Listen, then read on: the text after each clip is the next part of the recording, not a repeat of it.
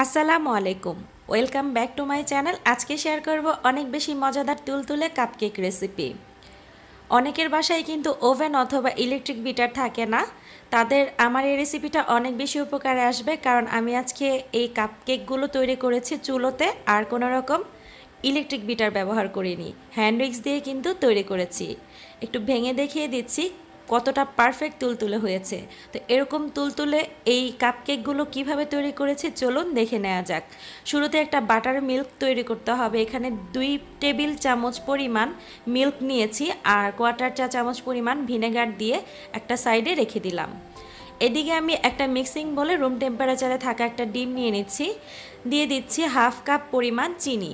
চাইলে চিনির পরিমাণটা বাড়িয়েও দেওয়া যেতে পারে। এখন একটা হ্যান্ড উইক্সের মাধ্যমে অনেক ভালো করে মিক্স করে নিচ্ছি। এমনভাবে মিক্স করে নিতে হবে যেন চিনির দানা দানা ভাবগুলো একদমই না থাকে, একটা ফ্লাপিনেস ভাব চলে আসে। প্রায় 2-3 মিনিটের মতো এভাবে করে মিশিয়ে নিলেই কিন্তু চিনির দানা দানা ভাবটা চলে যাবে। এখানে হাফ কাপ পরিমাণ রান্নার তেল দিয়ে দিচ্ছি।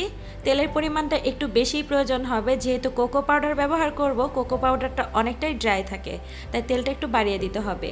আরও একটু মিশিয়ে নিলাম। এখন দিয়ে দিচ্ছি বাটার মিল্কটা, যেটা আমি শুরুতেই তৈরি করে রেখেছিলাম। দেখুন অনেকটাই ছানা ছানা হয়ে গিয়েছে। এটা পুরোটাই দিয়ে দিলাম। এখানে কিন্তু 2 টেবিল চামচ পরিমাণ দুধ আছে। এখন আবারও খুব ভালোভাবে মিশিয়ে নিলাম। মেশানো হয়ে গেলে এখানে শুকনো উপকরণগুলো দেওয়ার আগে আমি একটু চেলে নিব। এখানে হাফ কাপ পরিমাণ ময়দা আর 2 টেবিল চামচ পরিমাণ কোকো পাউডার দিয়ে দিচ্ছি। হাফ চা চামচ বেকিং পাউডার দিয়ে দিলাম।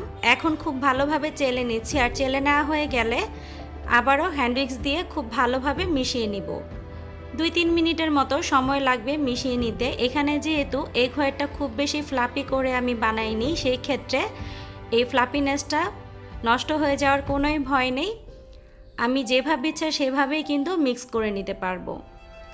জোরে জোরে মিক্স করলেও কোনো সমস্যা নেই। তো খুব ভালোভাবে ব্যাটারটাকে মিক্স করে নিচ্ছি। ব্যাটারটা কিন্তু মোটামুটি একটু পাতলা পাতলা টাইপেরই হবে।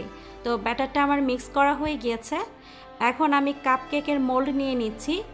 আর কাপকেকের যে নিচের কাগজগুলো আছে কাপের মতো দেখতে, সেগুলো আমি এভাবে করে মোল্ডে দিয়ে দিচ্ছি। যেহেতু এই কাগজগুলো একটু বড় ছিল, তাই ভিতর দিকে সুন্দর মতো সেট হচ্ছিল না। তারপরও আমি ব্যাটারটা দিয়ে দিচ্ছি। তো পুরোটা ভরে কিন্তু দেওয়া যাবে না, কিছুটা অংশ কম রাখতে হবে, কারণ এটা কিন্তু ফুলে একদম বাহির দিকে চলে আসবে। তাই একটু কম করে দিয়েছি, কাপগুলো পুরো ভরে দেইনি। এখন একটু ঠিকঠাক করে দিচ্ছি। তারপর হালকাভাবে একটু ট্যাপ করে চুলোতে দিয়ে দিব। চুলোতে কিন্তু অলরেডি আমি একটা হাঁড়ি প্রিহিট করার জন্য বসিয়ে দিয়েছি। তো এভাবে করে আমি 2-1 বার ট্যাপ করে নিব।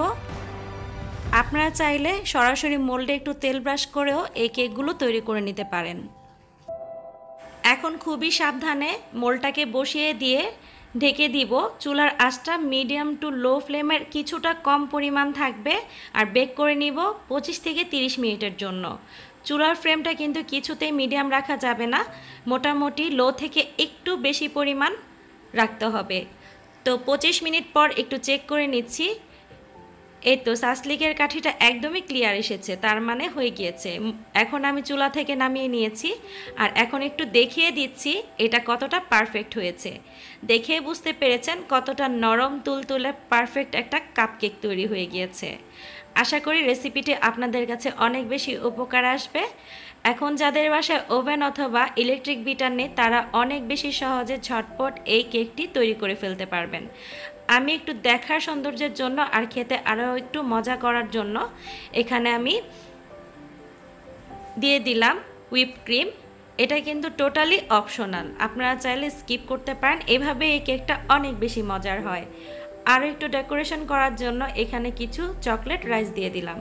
আশা করি রেসিপিটি ভালো লেগেছে। ভালো লাগলে লাইক কমেন্ট শেয়ার করতে ভুলবেন না, আর আরও একটু ভালো লাগলে চ্যানেলটিকে সাবস্ক্রাইব করে রাখবেন। ভিডিওটি দেখার জন্য সবাইকে অনেক বেশি ধন্যবাদ। ভালো থাকবেন সবাই। আল্লাহ হাফেজ।